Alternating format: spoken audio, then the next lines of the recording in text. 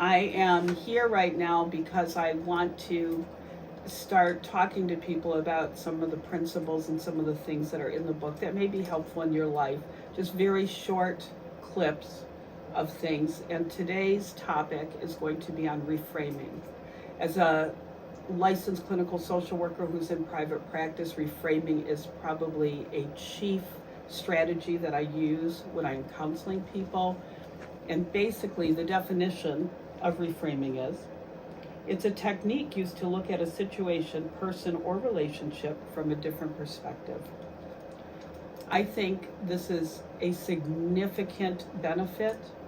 A lot of times in our culture, we look at things in a very negative way, and it's very important to be able to reframe things so that you understand that you have a choice. You have a choice in how you think, and you have a choice in what you do with your thoughts.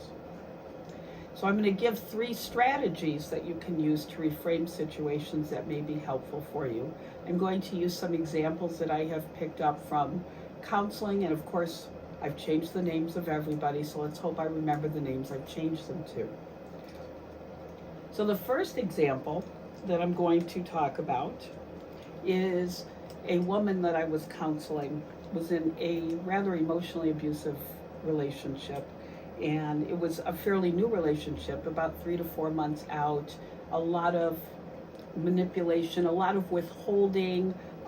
The boyfriend tended to be very passive aggressive and would go like hours and hours without talking to her when he didn't know, when he heard something that he didn't like, or he got upset with her.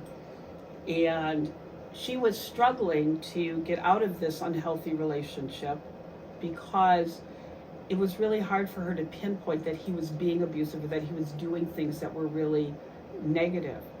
And this is not to take away from the idea that, you know, the relationship itself could have been helped, but it was a fairly new relationship, and for these behaviors to come into play this soon is definitely indicative of bigger problems. So I helped her to reframe this through a strategy of substitution. This woman had a 17-year-old daughter, and I said, if your daughter was in a relationship like this, how would you advise her? What would you share with her? What would you tell her? And this reframing and really looking at her daughter, recognizing her daughter was dating and we don't want her daughter to be in this kind of relationship, really helped her to clearly take a look at the relationship she was in, and didn't want to model that for her daughter, in addition to not ever wanting her daughter to go through that. So sometimes that is a big help when you can say, what would I tell somebody else to do in this situation? How would I share this information with somebody else? And I think that is a big help. The second strategy, I'm just going to call it evidence. I think sometimes, especially when we're dealing with core beliefs that are really deep, that we have to present evidence to the contrary of what our thoughts are telling us, our negative thinking. So one of the things I do, helping people to work through forgiveness issues, unforgiveness. Unforgiveness is not a real word. It would be underlined in your average word processing and texting, but for our purposes, we're going to be using it. So the thing about when you choose to forgive, it is a choice. It's a choice you can make right away. It takes quite a while, though, for your emotional self to catch up with the choice, the decision you made that you were going to forgive someone. And it's really difficult. So I was counseling somebody, and her sister had betrayed her.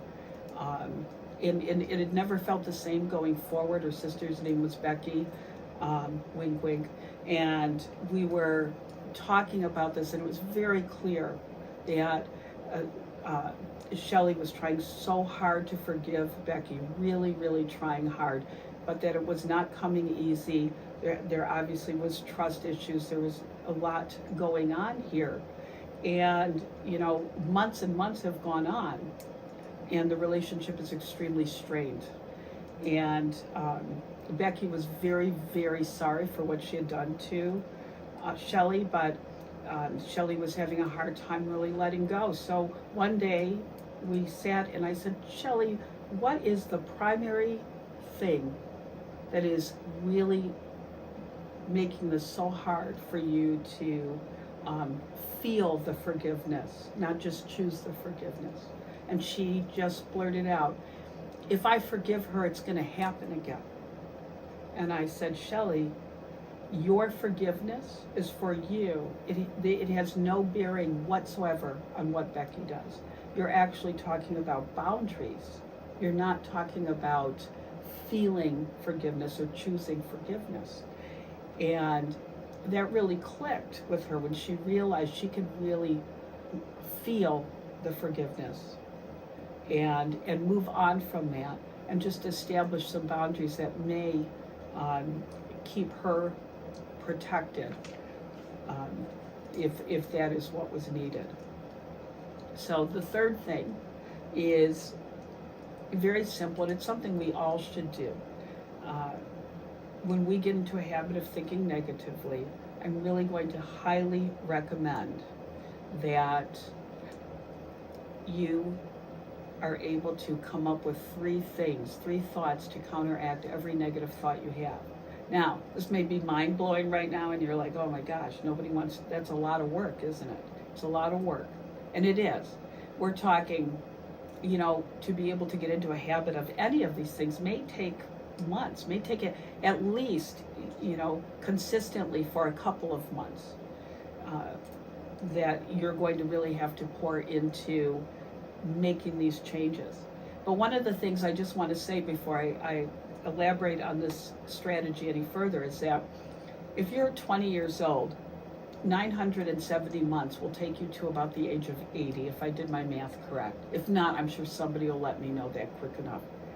So if you look at it like, 2 months is so long, 3 months is so long, and I could tell you that if you took 3 months out of that 970 at the age of 20 and made a decision to really think positive and make positive choices and make changes in your life that can really improve the quality of your life, isn't that so much better for the 267 or 68 months, or 967 and 68 months that you have left?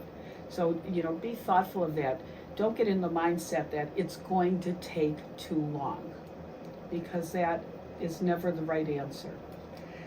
Anyway, for every time you have a negative thought, practice having 3 positive thoughts. For every time that you say negative words to people, I would practice saying 3 positive things, because just like negative thoughts actually change your brain chemistry, not obviously for the good, negative words also have that same impact on the people you're talking to.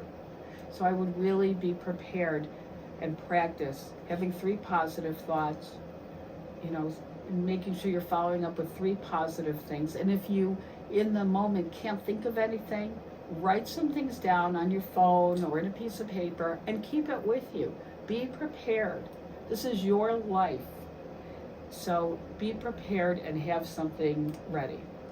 Anyway, that is my little tidbit for the week, and we're going to try this weekly and see how it goes if anybody is interested.